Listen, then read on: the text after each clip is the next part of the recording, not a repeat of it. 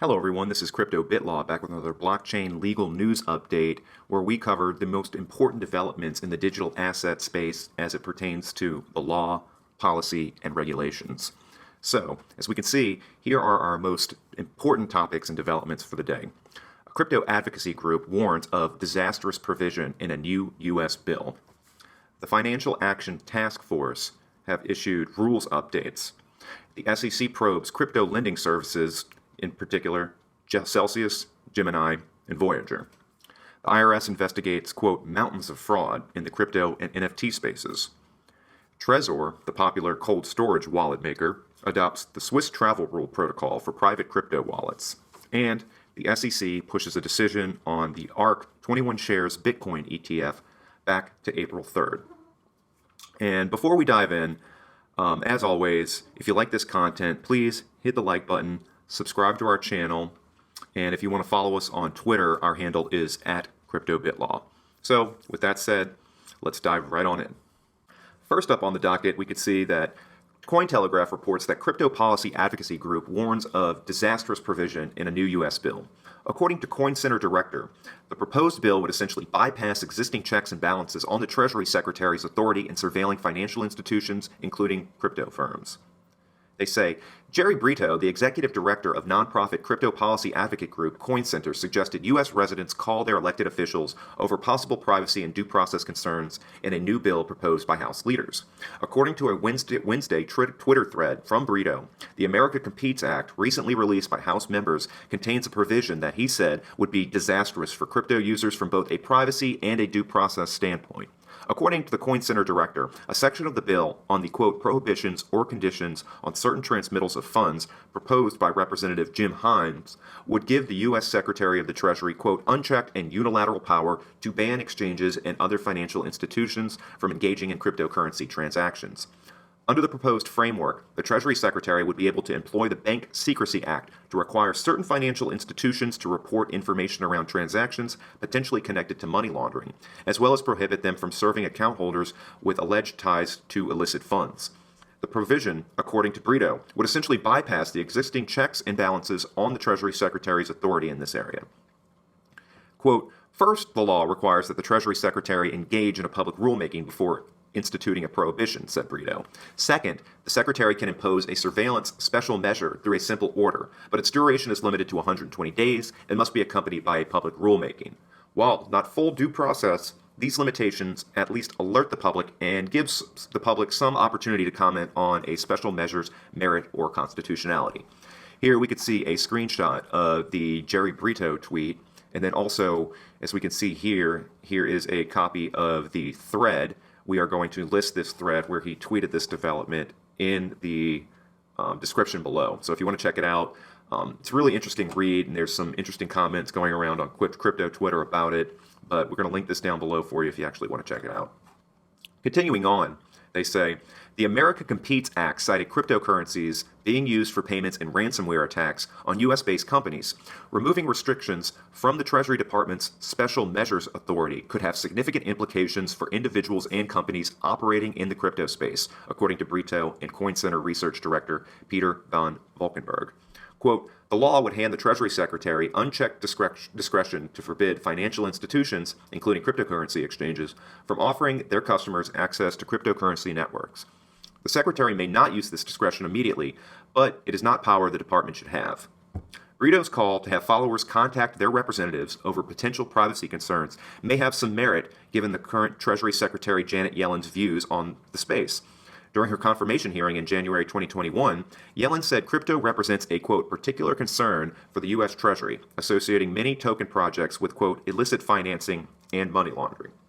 Now that's odd considering that the majority of illicit financing and money laundering is done with good old fiat, cold hard cash. But on another point, it's interesting to see this pushback with the government to try to balance the scales of power further in their favor by giving more control and oversight and just regulatory authority to these government officials over how centralized exchanges and the flow of crypto and digital assets operates within the United States. One of the major corollaries to this would be the rise of DeFi and how you could pretty much circumvent operating through a centralized exchange by using DeFi and pretty much stay off the radar like that. But the problem is, the main rub is that it has to do with fiat on and off ramps. In order to operate on DeFi, if you actually want to get onto the DeFi platforms, you're going to have to on ramp your fiat. So you're going to have to go through a centralized exchange that will accept your dollars or your fiat, convert that to some sort of crypto, whether it be a stable coin, Bitcoin, Ethereum, or whatnot, and then actually use that to transact on the DeFi exchange. And then when you want to off ramp, you can't just go from DeFi or any of the major DeFi protocols straight to cash. You're going to have to either bridge back into a network that has access to a centralized exchange so that you can then convert your crypto, your stable coins, your Bitcoin, Ethereum, whatever, to fiat, and then use that to send it to your bank account. So there's still this man in the middle that operates that the government is pretty much entrenching its claws into, where it serves as a necessary or just a there's no way around it. If you're trying to on or off ramp, the government, they put their feet in the ground, and they're going to have some sort of control and oversight as to what you're doing. So it's an interesting development. I know that I'm certainly going to contact my congressman and let them know that, hey, we need to we need to not support this, or at least change the language such that the Treasury Secretary doesn't just have some sort of unchecked discretion in order to operate like this. Keep the checks and balances in place. Next up, we can see that Cointelegraph reports that the crypto industry seems willing to adopt the FATF's travel rule, according to a survey. A new report claims that about 70% of respondents are either practicing the travel rule or are planning to complete their compliance in Q1 or Q2 of 2022. They say, the cryptocurrency industry is eager to comply with the Financial Action Task Force's, or also known as the FATF's, so-called travel rule, and appears to be willing to work with regulators in order to expedite the process, a new survey found. As per a survey conducted by Nota Bene, a crypto compliance firm based in New York, most of the crypto industry will be travel rule compliant by Q2 of 2022. Currently, the report claims that about 70% of respondents are either practicing the rule or planning to complete their compliance in Q1 or Q2 of 2022. The advent of cryptocurrencies has presented a fresh problem in the effort to combat money laundering and terrorism financing. Since 2014, the FATF has been monitoring this area in order to establish norms to address these new dangers. Since then, the FATF has continued to adjust and clarify its positions on anti-money laundering requirements for the crypto sector in order to keep up with its rapid development. The FATF's Recommendation 16 on wire transfers, also known as the travel rule, states that virtual asset service providers, or VASPs, financial institutions, and other regulated entities in member countries must give originator and beneficiary details to counterparts in transactions of $1,000 or more. It continues that the FATF published a set of rules, including the travel rule, in 2019 to prevent cryptocurrencies from being used for money laundering and terrorist financing. Japan was among the most receptive jurisdictions to the travel rule order, along with other Asian nations such as South Korea and Singapore. So, this kind of harkens back to our previous story where government and geopolitical agencies are trying to have more oversight and more control of cryptocurrency and digital asset transactions in general. They're using this guise of anti-money laundering and combating terrorism as the impetus to spawn and further these proposed rules. But a lot of it comes down to just surveillance over what's going on and just being able to act as a overlord or a big brother, if you will, in order to see everything that's happening in the space and have that aspect of control over it. So this is a continuation of this pattern. It seems that it's not going to slow down. This is just the way that things are moving from here on going forth. Next, we could see that CoinDesk reported that the SEC is scrutinizing crypto firms over interest-paying services, according to a report by Bloomberg. The U.S. regulator is considering whether these firms should file their offerings as securities. They say, the U.S. Securities and Exchange Commission, the SEC, is probing crypto exchanges Voyager Digital and Gemini Trust and crypto lender Celcius network as part of a wider investigation into crypto companies that pay interest on virtual token deposits, Bloomberg reported Wednesday, citing unnamed sources. The agency is considering whether these firms should file their offerings as securities with the SEC, Bloomberg reported, but the agency is not accusing any of the firms of wrongdoing at this time. These companies can pay higher interest rates on these assets than most banks do on savings account by lending their tokens to other investors. Several states, including Kentucky, New Jersey, Alabama, and Texas, have separately noted their unease with this practice by Celcius and BlockFi, among other companies. Gemini, Celcius, and Voyager said they are cooperating with the SEC probe, according to Bloomberg. In September, the SEC threatened to sue crypto exchange Coinbase over a proposed lending program. Coinbase subsequently dropped its plan for the lending services. Now, this is another interesting development. I remember when Coinbase came up with this proposed program, I actually jumped in and got on the wait list to join it. But then I think what Coinbase did, if I recall correctly, is they asked the SEC for guidance with regards to how this was going to be regulated and how they were going to enforce this. And the SEC pretty much came out and said, hey, if you go forward with this, we're going to sue you and try to stop you. We're going to put the kibosh on this. And then as a result, Coinbase just dropped it. And so I thought that was pretty telling. And then that also had an effect, rumblings through the industry on these other lending programs, namely Celcius and BlockFi, who are the other two big dogs in this space. And so, I mean, it seems like it's only natural that I think traditional FI and big banking are working hand in hand with these regulators in order to try to put the kibosh on this and try to regulate them out of existence. Because who's going to go put their money into a traditional savings account or a CD where you could get a fraction of 1% and actually end up losing money over the long run due to the effects of inflation, where you can actually try to beat inflation, where you deposit stable coins or any other digital token with these platforms, and you can get anywhere from 7, 10, 15, 20%.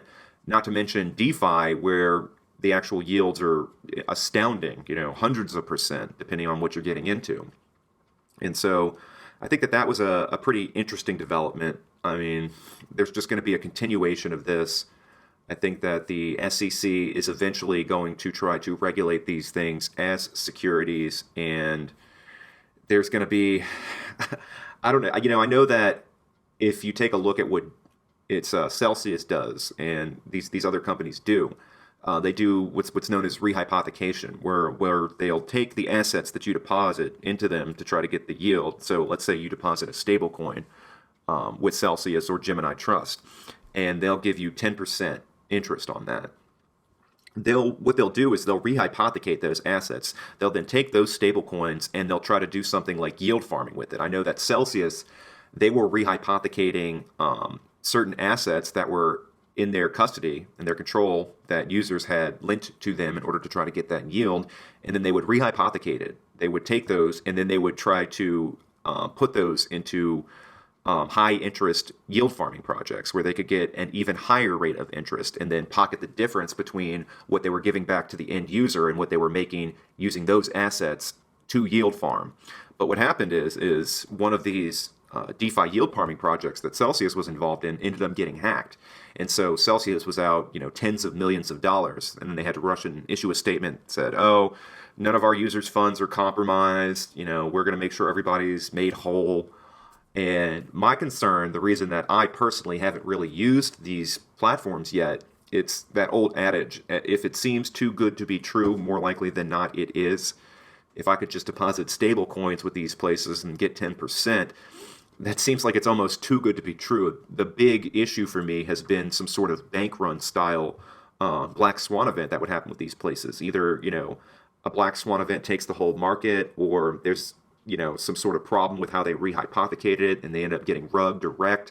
And then as a result, they're not able to cover their users or make them whole. Everybody just runs and tries to withdraw their funds, and then they can't actually pay you out. They just shut down the ability to withdraw, and then you're left holding the bag. And I know from experience, I have looked into the terms and services of these companies whenever you sign up for these things. And in particular, Gemini, lending them Doge or whatnot. And they said that, hey, we're going to lend out your assets to a third party, and you can lose everything and you're not going to hold us liable for that, pretty much, in their terms of services. I mean, the terms and services of these programs are pretty egregious in terms of the rights that you have as a user. I mean, they put all of the risk onto the users. And they try to make it such that in the event that anything bad happens and you end up getting rugged or wrecked, you can't hold, you as the user can't hold these companies liable. So, interesting development. We'll see how this all shapes up. Next, we could see that Cointelegraph reports that, according to an IRS special agent, crypto's the future, but there are, quote, mountains of fraud. IRS chief sees mountains and mountains of fraud in NFTs and cryptocurrencies as demand continues to rise going forward in 2022. The article states that a top special agent from the United States Internal Revenue Service has told a conference that non-fungible tokens, NFTs, and crypto are the, quote, future, but highlighted that fraud manipulation are still rampant in the space. Ryan Corner from the IRS Criminal Investigations Los Angeles Field Office made the comments during a virtual event held on Tuesday by the USC Gould School of Law. Bloomberg reports that Corner said, quote, "We are just seeing mountains and mountains of fraud in this area." He told the event that the IRS and Criminal Investigation Division acknowledges the significant growth of the crypto sector, but noted that the usage of digital assets has not been limited to payments and trading. He outlined various illicit behaviors such as fraud, money laundering, market manipulation, and tax evasion. Kerner highlighted market manipulation in particular, pointing to high-profile investors having the ability to sway asset prices with a single tweet. He spoke about the involvement of celebrities in the space, perhaps thinking of examples such as Kim Kardashian and Floyd Mayweather Jr., who recently got into hot water over promoting an allegedly fraudulent token dubbed Ethereum Max.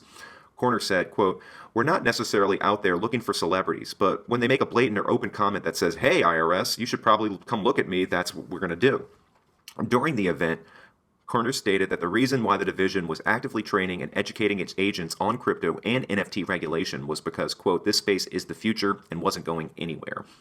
IRS investigators seized $3.5 billion worth of cryptocurrencies tied to financial crimes during the fiscal year of 2021. This accounted for 93% of all the assets seized by the division in that time frame. And that's a pretty shocking amount, 93% of all assets seized. Wow. IRS CI ended the year with 80 cases in its inventory, and that it was still actively working on, where the primary violation was tied to crypto, Corner said. Now, I mean, this is really not surprising at all that the IRS is focusing so much of its manpower and energy into crypto and NFT related assets and transfers. As we could see, they noted the Ethereum Max scandal that highlights Kim Kardashian and Floyd Mayweather, who were sued by a user that bought the Ethereum Max token, pretty much alleging that Mayweather and Kardashian were part and parcel to a pump and dump scheme. You know, that they promoted this token. They actually had insider shares. They were given shares of Ethereum Max or coins or tokens, what have you, and then pumped them up by tweeting and promoting it. And then once the price started peaking out, they started dumping their tokens and selling them at these inflated prices, leaving retail investors holding the bag. If you'd like to learn more about the whole Ethereum Max thing, we did a full analysis on the class action complaint that was filed and jumpsuited a lawsuit. We linked our video down in the description below. You can learn more about it. And one of the things that we talked about in that video is the fact that while there are regulations as it pertains to securities and traditional stonks, those regulations effectively don't exist when it comes to these digital assets and NFTs, cryptos, and blockchain technologies. I know that Elon Musk ended up getting in hot water in the past where he tweeted about Tesla and then it affected the price, and then I think the SEC ended up settling with him, and part of the settlement was that he needed to get any future tweets related to Tesla or his other businesses reviewed by legal before it actually came out. So, but we can see, even despite that, he'll go out there and he'll tweet about Doge and just pump and pump and pump, and it effectively doesn't matter because there's no set regulations in this space about what you can and cannot do in terms of promoting these digital assets. So I think that this is an interesting development. It's just a continuation of this trend towards having regulators attempt to codify and have set regulations on how influencers and promoters can pump and promote these digital assets and the actions that they can take in regards to their promotion and how they buy, sell, and trade within the space. Next, we can see that CoinDesk reports that Trezor adopts Swiss travel rule protocol for private crypto wallets. And as you can see earlier, we touched on the travel rule, so this is a continuation of that. 21 Analytics Address Ownership Proof Protocol, or the AOPP, automatically identifies an unhosted wallet when crypto is withdrawn from a Swiss exchange. They say, an automated way of sharing proof that a user owns a private cryptocurrency wallet when transacting with the regulated exchange in Switzerland is being integrated by hardware wallet Trezor. Developed by crypto startup 21 Analytics, the Address Ownership Proof Protocol, AOPP, which also works with wallets like Bitbox and Edge, was designed to accommodate Swiss regulator FINMA's enthusiastic implementation of anti-money laundering requirements for cryptocurrency firms. Going beyond the recommendations made by global AML watchdog, the Financial Action Task Force, crypto requirements in Switzerland include the identification of private wallets transacting with the country's virtual asset service providers, or VASPs. The march of AML requirements into the sanctified realm of private or non-custodial wallets is something that most countries are only at the initial stage of mulling over, often to the horror of crypto advocates. But places like Switzerland and Singapore have chosen to gold plate the FATF's data sharing requirements to identify beneficial ownership for transactions over $1,000 with what the FATF calls, quote, unhosted wallets. When it comes to determining ownership of private wallets, VASPs in Switzerland have been asking users to submit a screenshot of their wallet or conduct a, quote, Satoshi test, whereby a specific amount of coins are sent to a verified wallet to confirm their receipt. Another way is manually signing in using a private key, that Shart said. AOPP streamlines and automates that manual signing process, he added. Quote, we're glad to see more individuals taking custody of their crypto assets, said Marek Palatinos, CEO of Satoshi Labs, the maker of the Trezor hardware wallet, in a statement. Quote, AOPP makes it simpler and faster for users to withdraw to the safest place for their coins, their Trezor. It's an interesting effect of activating the travel rule in Switzerland that more people are forced to use their own wallet, said Betchart. So it's not like everyone is sharing data, but that everyone is sending to their own wallet before they can send assets to Binance, for example. So, I mean, this is just a play off of that story that we were touching on earlier with the travel rule and this push towards, more transparency and regulation and oversight as to what is going on and how people are transmitting and storing their crypto, using things like anti-money laundering or AML as the guise for implementing these sorts of regulations. Now we see it's affecting the Swiss banks where a lot of big players would otherwise be storing a lot of their money due to their, favorable treatment of individuals that house their money at these banks and their, general geopolitical neutral status. But this push towards more transparency with regards to how crypto is stored and transferred is almost antithetical to general crypto ethos, of decentralized, almost anonymous transactions. We know that nothing's totally anonymous on the blockchain since it is a public immutable ledger, something like Bitcoin is, for example. But the thing is, unless you have the ability to put a face or a name to an address, more often than not, you don't know who that address is. And so what we could see here is a regulatory framework that is pretty much forcing or pushing users towards putting that name or face to the address and then verifying ownership, either with that Satoshi test or this new AOPP protocol.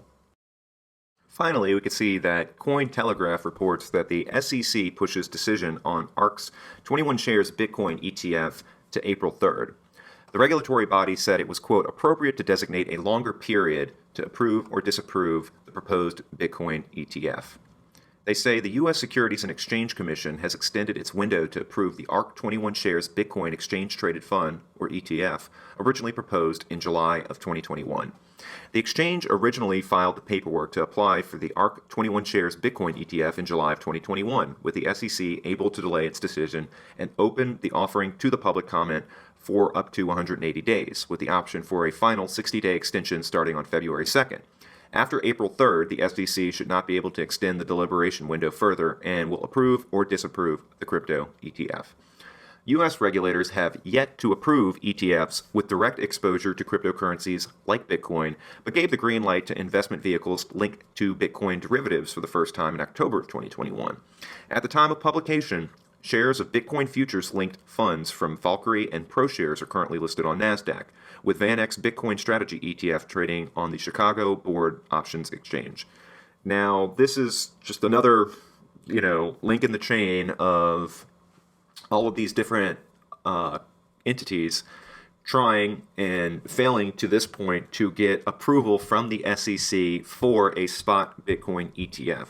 We did a very, very, very deep dive into this issue, the spot Bitcoin ETF, and the SEC's approach to eventually approving and regulating this in our video entitled SEC on the Spot, which is linked down in the description below. If you'd like to learn more about the laws and the regulations and just do a deeper dive into a spot Bitcoin ETF and the SEC's approach to that, please check out that video. It is a very, very, very good informative source with a lot of information that pertains to this particular issue. But I mean, it is no surprise that they pretty much kicking the can down the road with ARK's proposed spot Bitcoin ETF. Eventually, I doubt that ARK is going to be the first spot Bitcoin ETF approved. I think eventually we will have one. I don't think it's going to come in July of this year. I think it's going to be quite some time before we see any sort of spot Bitcoin ETF. But mark my words, when it does happen, Bitcoin will go parabolic as a result of that. So with that said, I hope you guys enjoyed this content. If you liked what you saw here, please hit the like button. Please also subscribe to our channel. That really helps us out in the algorithm and getting our message out there. You can also follow us on Twitter. Once again, our handle is @CryptoBitLaw. And with that said, thanks again for watching, and we'll see you guys in the next video.